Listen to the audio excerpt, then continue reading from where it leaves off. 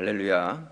네, 오늘 저희 교회 선교위원회 선교를 위해서 헌신과 수고해 주시는 분들과 함께 이렇게 예배의 자리를 갖게 된 것을 하나님께 감사를 드립니다. 저는 이 선교라는 단어를 떠올리면 이 요나라는 인물이 이렇게 생각이 됩니다. 이 요나라는 인물은 하나님께로부터 부름을 받고 파송되어 저 큰 성읍 니느웨로 가게 됩니다. 하지만 요나가 처음부터 하나님 뜻에 순종해서 니느웨로 간 것은 아니었죠. 아시다시피 순종하길 싫어했고, 그래서 오히려 반대로 배를 타고 다시스로 가는 그러한 하나님의 뜻을 거역했던 사람이 바로 요나였습니다. 저는 오늘 이 헌신 예배를 드리는 선교위원회만이 아니라 우리 모든 성도들이 하나님께로부터 부름을 받은 그러한 분들이다, 그런 확신을 갖고 있습니다.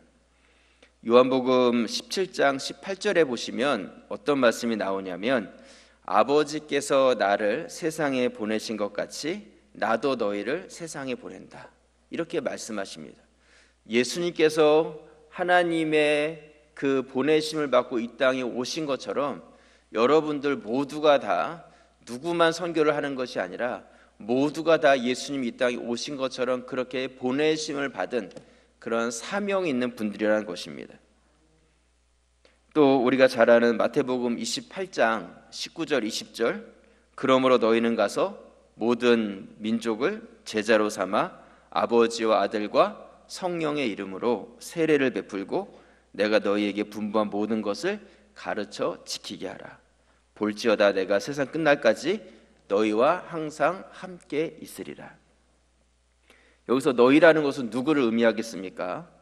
1차적으로는 예수님의 제자들이고 부름받은 사람들이겠지만, 오늘날 모든 하나님의 자녀요 백성된 사람들이 바로 여기에 다 포함이 된다는 것이죠. 곧 선교라는 것은 선교사만 하는 것이 아니라 우리 모두가 다 하나님의 부름을 받은 선교사라는 그 사실을 기억하실 수 있기를 바랍니다. 누가 선교사라고요? 내가 선교사입니다. 우리 옆에 계신 분들 한번 인사를 나누실 때요, 졸릴 수 있는 시간이니까 항상 우리가 어깨를 주무르지 않겠습니까? 오른쪽에 계신 분들 어깨 이렇게 주무르시면서 그분이 김치시면 김선교사님 수고 많으셨습니다, 이렇게 인사를 하시고, 박씨시면 박선교사님 수고 많으셨습니다. 네, 한번 다 선교사님들이신데 우리 서로 좀 격려하면서 좀 인사를 나눠주시기 바랍니다. 또 반대로 좀 바꿔서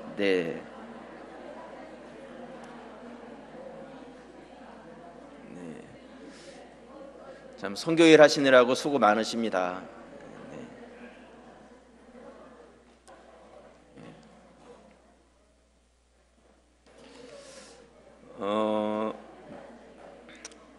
우리가 하나님 말씀을 이렇게 묵상해 보면요, 선교는 선택이 아닙니다. 선택이 아닙니다.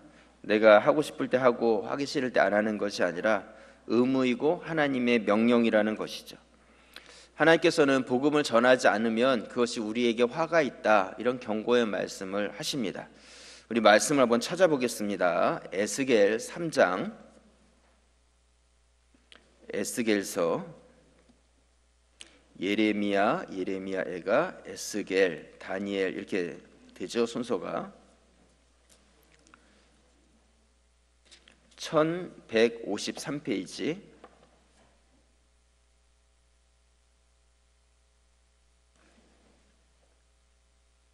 에스겔 3장 찾으셨나요? 네, 17절에서 19절까지 말씀, 우리 세 절 말씀을 같이 한번 읽어보도록 하겠습니다. 3장 17절에서 19절 함께 읽겠습니다. 인자야, 내가 너를 이스라엘 족속의 파수꾼으로 세웠으니 너는 내 입의 말을 듣고 나를 대신하여 그들을 깨우치라. 가령 내가 악인에게 말하기를 너는 꼭 죽으리라 할 때에 내가 깨우치지 아니하거나 말로 악인에게 일러서 그의 악한 길을 떠나 생명을 구원하게 하지 아니하면 그 악인은 그의 죄악 중에서 죽으려니와 내가 그의 피 값을 내 손에서 찾을 것이고 내가 악인을 깨우치되 그가 그의 악한 마음과 악한 행위에서 돌이키지 아니하면 그는 그의 죄악 중에서 죽으려니와 너는 내 생명을 보존하리라. 여러분, 악하다고 복음을 들을 자격조차 없는 것은 아닙니다. 복음을 들을 자격이 없다면 하나님께서는 요나를 니느웨 성 가라고 하지 않으셨을 것입니다. 바울은 바로 이러한 마음을 가지고 있는 사람이었다는 것이죠. 우리 말씀을 한 절 더 찾아보겠습니다. 고린도전서 9장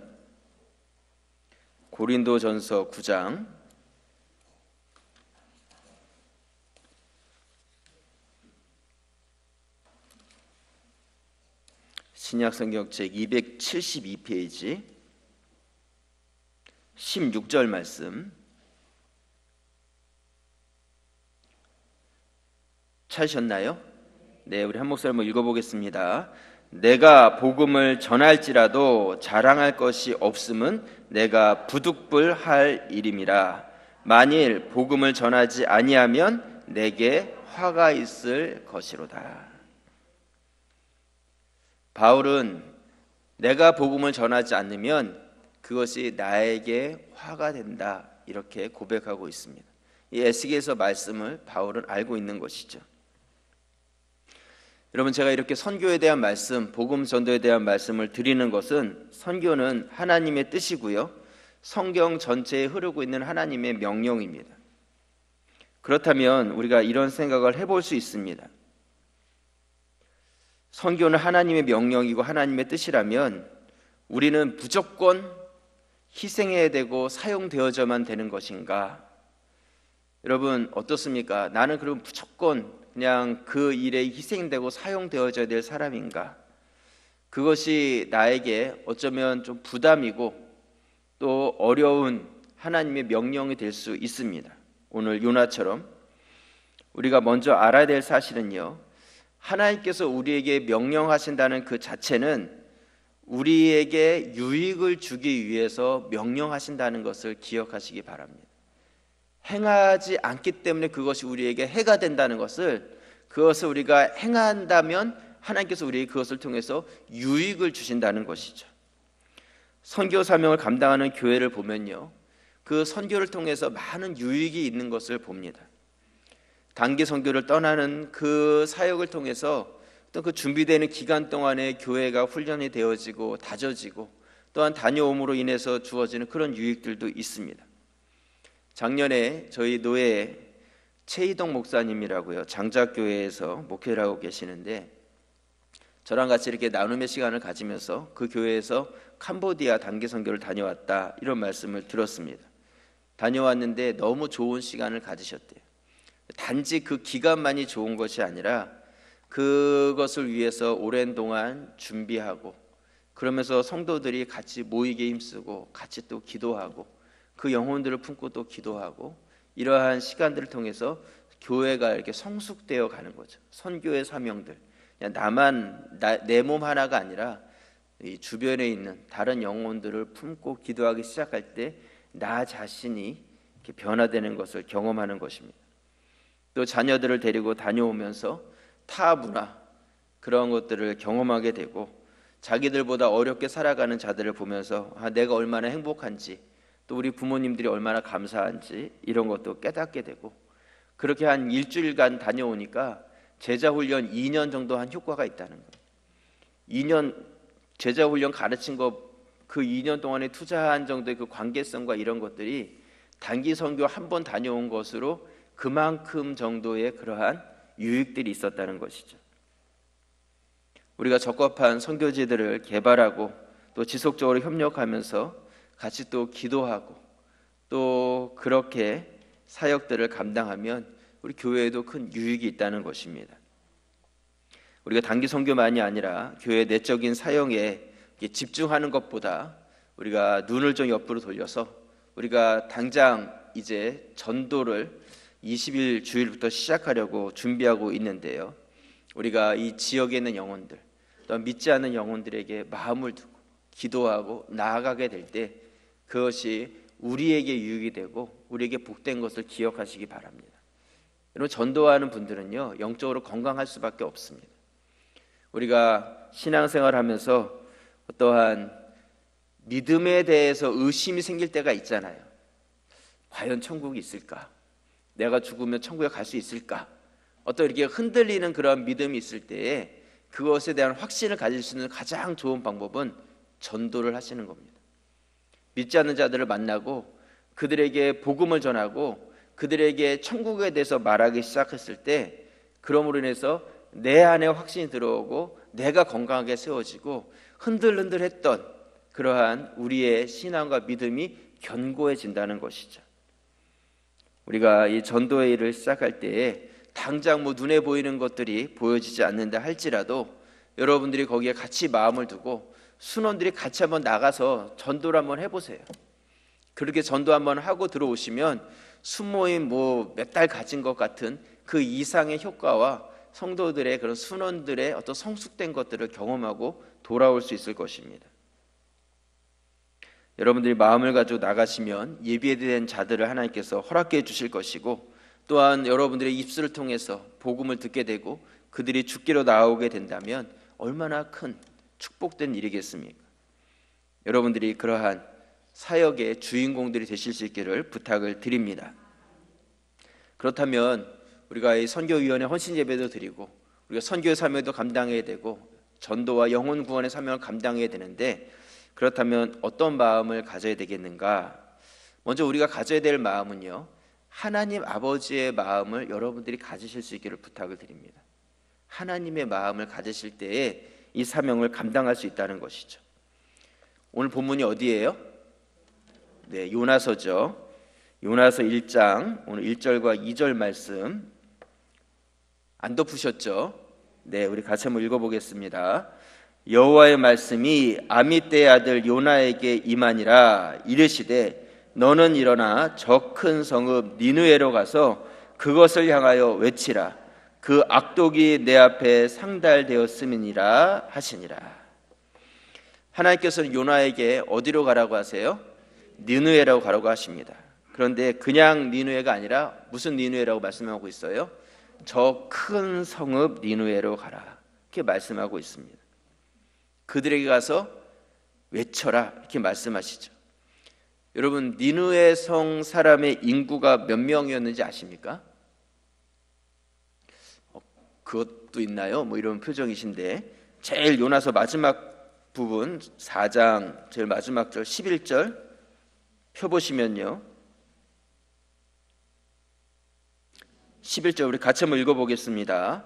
하물며 이 큰 성읍 니느웨에는 좌우를 분별하지 못하는 자가 12만여 명이요 가축도 많이 있나니 내가 어찌 아끼지 아니하겠느냐 하시니라. 여러분, 제가 지난번에 한번 말씀드린 대로 이 서대문구 전체, 서대문구 굉장히 큽니다. 이 서대문구 전체 인구가 32만 명입니다. 32만 명. 그렇게 본다면 이 니느웨 성에 살고 있었던 이 사람은 이 서대문구 전체의 3분의 1이 훨씬 넘는 그 정도의 사람들이 살고 있었다는 것이죠. 굉장히 큰 성이었어요. 그리고 아수르라는 나라의 주 도시였습니다. 그런데 이렇게 많은 12만 명이 살고 있는 그 큰 성에 요나를 보내시는 거죠. 둘을 보내시는 것도 아니고 한 명만 딸랑 보내시는 것입니다. 둘이 가라고 하면 그래도 서로 좀 의지하면서 어려운 일도 같이 좀 이렇게 힘을 맞대서 시너지 효과를 내면서 갈 수 있을 것 같은데, 하나님께서는 요나에게 가라고 말씀하시는 것이죠. 여러분 같으면 쉽게 갈 수 있겠습니까? 쉽게 가기 어려울 것입니다. 두려울 거예요. 요나는 이 명령을 듣는 순간에 마음속에 결정을 하죠. 이건 내가 할 수 없는 일이다. 내 능력 밖이다. 감당할 만한 일을 시키셔야지 기쁨으로 일할 수 있는 것이지, 감당할 수 없는 일을 폼난다고 할 수 있는 것도 아니잖아요. 부담스러웠어요. 하고 싶지 않았을 것입니다. 근데 중요한 것은 그럼에도 불구하고 하나님은 요나를 보내신다는 것이죠. 여기서 우리가 알 수 있는 것은요, 하나님께서는 무리한 것을 시키시는 것이 아니라 요나 혼자서도 충분하다는 거예요. 요나 혼자 가도 충분하다. 왜냐하면 하나님이 도우실 것이기 때문에, 하나님께서 역사하실 것이기 때문에 충분하다고 하나님께서는 여기고 계시는 것이죠. 이게 하나님의 마음이라는 거예요. 혼자 가라고 말씀하시면서 뒷짐지고 계신 분이 아니라 내가 혼자 가도 충분히 할 수 있다. 왜냐하면 내가 너와 함께하고 내가 권능을 주기 때문에 감당할 수 있다는 것이죠. 우리가 막상 선교라는 말을 이렇게 듣게 됐을 때에 우리 안에는 이렇게 부담감, 낯선 곳, 낯선 사람, 내가 뭘 할 수 있을까? 나는 뭐 외국어를 할 수 있는 것도 아니고 여러 생각들이 들 수 있어요. 하지만 내가 하는 것이 아니라 나를 통해서 하나님이 하시는 것이죠. 하나님께서는 그것을 요나에게 말씀하고 계시는 것입니다.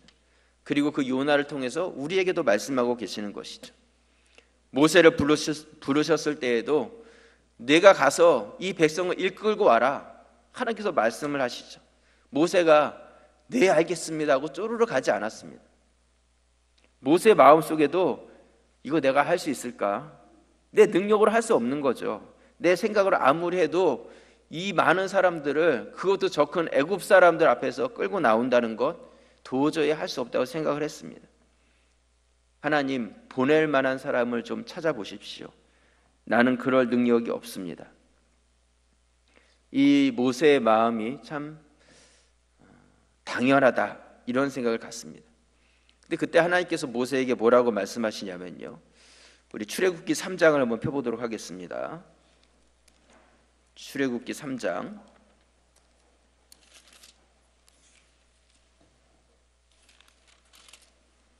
구약성경책 84페이지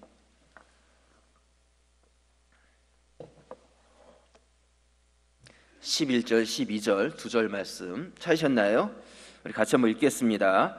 모세가 하나님께 아뢰되 내가 누구이기에 바로에게 가며 이스라엘 자손을 애굽에서 인도하여 내리이까? 하나님이 이르시되 내가 반드시 너와 함께 있으리라. 내가 그 백성을 애굽에서 인도하여 낸 후에 너희가 이 산에서 하나님을 섬기리니 이것이 내가 너를 보낸 증거니라. 아멘. 하나님께서는 모세에게 내가 너와 함께 있겠다, 반드시 함께 있겠다 말씀하고 있습니다. 여러분, 하나님 마음을 아시겠습니까? 하나님께서는 영혼 구원을 위해서 우리를 사용하시고 하나님의 그 사역에 우리를 동참시키는 분이라는 것이죠. 하나님께서는 그렇게 하나님의 놀라운 일들을 계속해서 이루어 오셨어요. 하나님의 방법이에요. 하나님의 방법. 하나님께서는 우리 스스로 우리 자신을 구원할 수 없는 죄인들, 그들을 구원하시기 위해서 누구를 보내주셨어요? 예수님을 보내주시죠. 자기 아들 예수님을 보내셨는데 그냥 이렇게 보내신 것이 아니라 우리와 똑같은 몸을 갖고 우리와 같은 몸을 가진 인간으로서 예수님을 이 땅에 보내주신 것이죠. 그리고 그분이 오심으로 말미암아서 그가 죽으심이 우리의 죽음이 되었고 그의 다시 부활하심이 우리에게 새 생명을 주게 되어서 우리가 구원을 얻게 되었다는 것이죠. 이것이 하나님의 방법이에요. 그냥 하나님께서 임의적으로 그래 너희는 이제 죄인 아니야 이렇게 말씀하시지 않는다는 것이죠. 그 구원의 사역을 위해서 우리와 똑같은 인간이신 예수님을 보내주신 것처럼 이제는 우리가 그렇게 구원을 얻었기 때문에 이제 우리가 가서 죄인들 앞에 가서 맏아들 되신 예수님이 행하셨던 그 구원과 선교의 사역, 복음을 듣지 못했던 그들에게 가서 우리가 그 사역과 사명을 이어가셔야 한다는 것이죠. 이것이 하나님의 방법이고요, 하나님의 마음이라는 것입니다. 그리고 그 일에 우리를 동참시켜 주시는 것이죠. 이번 선교위원회 헌신예배를 통해서 당장 올해 우리가 어디 가겠다 뭐 이런 것이 아닙니다. 정말 드리고 싶은 말씀은요, 여러분들 가운데 그 사명이 있다는 것을 기억해 달라는 거예요. 우리가 어떤 일을 하려고 할 때 그 일을 위해서 같이 마음이 이렇게 합해지면 그 일이 그냥 진행이 되는 거예요. 근데 그 마음이 합해지지 않으면 합해질 때까지 우리는 기다릴 수밖에 없는 것이죠.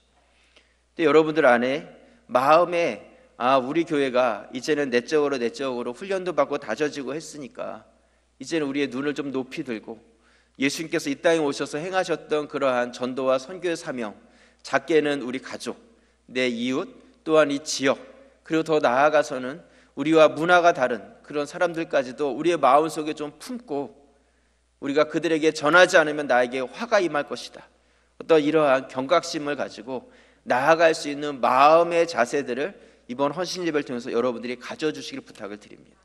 이 마음이 있어야지 우리가 그 다음에 무엇인가 시작도 할 수 있는데, 이 마음 자체가 없고 선교위원회가 있으니까 거기서 알아서 하겠지, 나는 뭐냐 아무것도 하지 않아, 이것은 안 된다는 것이죠. 이거는 어느 위원회가 해야 될 일이 아니라 온 교회 모든 분들이 같이 해야 될 일입니다. 같이 마음을 합해 주셔야지 이루어질 수 있는 일이라는 것이죠. 여러분들 가운데 오늘 헌신의 시간이 아까 우리 결단한 대로 내가 선교사라고 말씀하셨잖아요. 여러분들 안에 그러한 결단들이 있기를 주님의 이름으로 부탁을 드립니다. 하나님께서는 그런 마음을 가지고 계시는데요, 그렇다면 요나의 마음은 어땠을까? 우리 요나서 말씀을 한번 또 펴보도록 하겠습니다. 오늘 1장 3절 말씀 피셨죠? 우리 같이 한번 읽어보겠습니다. 그러나 요나가 여호와의 얼굴을 피하려고 일어나 다시스로 도망하려 하여 욥바로 내려가더니 마침 다시스로 가는 배를 만난지라 여호와의 얼굴을 피하여 그들과 함께 다시스로 가려고 뱃삭스를 주고 배에 올랐더라. 요나는 분명한 하나님의 마음과 하나님의 음성을 들었습니다. 하지만 결코 그리로 가고 싶지 않았어요. 별로 가고 싶지 않았어요. 왜 그랬냐면 이 아수르라는 나라, 니느웨라는 성에 대해서 그의 마음에 그러한 애정이 없었어요. 오히려 미운 원수와 같은 그런 마음을 가지고 있었다는 것이죠. 우리도 가깝고도 먼 나라, 그러면 어느 나라예요? 일본이죠. 오늘도 우리가 3.1절 예배를 드렸는데요, 왠지 일본한테는 지고 싶지 않아요. 다른 데한테 저도 운동 경기를 해도 일본한테만큼은 결코 양보할 수 없는 그러한 어떠한 국민성을 우리가 가지고 있는 것이죠. 또 제가 어저께 사무실에 이렇게 아침 시간이 있었는데요, 토요일에 제가 아침 시간이면 좀 일찍 교회에 올라옵니다. 한 6시 30분 정도 되면 교회에 제가 와 있거든요. 이 8시가 좀 못된 시간이었는데 누가 제 사무실 문을 이렇게 바깥쪽에서 두들기더라고요. 그래서 열어보니까 우리 청소년부 남자 선생님 한 분이 와 계셨어요. 아이들하고 영화를 보러 가기로 했대요. 청소년부 아이들하고 조조 영화. 자, 아이들이 그 시간에 영화 보려고 일어난다는 것도 참 기특하지 않아요? 그래가지고 영화 보러 가려고 했는데 조금 일찍 와서 목사님 방에 불이 켜 있는 것 같아서 두들겼다고, 그래서 들어오라고 차 한잔 하고 가라고. 그래서 오랜만에 좀 만나가지고 이렇게 이야기를 좀 나눴습니다. 그래서 제가 청소년부가 무슨 영화를 보러 가느냐 이렇게 물어봤더니 귀향이라는 영화를 보러 간다. 여러분, 귀향이라는 영화가 무슨 영화인지 아십니까? 예, 아시는 분들이 많이 아실 텐데 2차 세계대전 때 일본군 위안부로 끌려갔던 여인들에 대한 그러한 역사적, 그런 다큐멘터리적인 그런 영화입니다.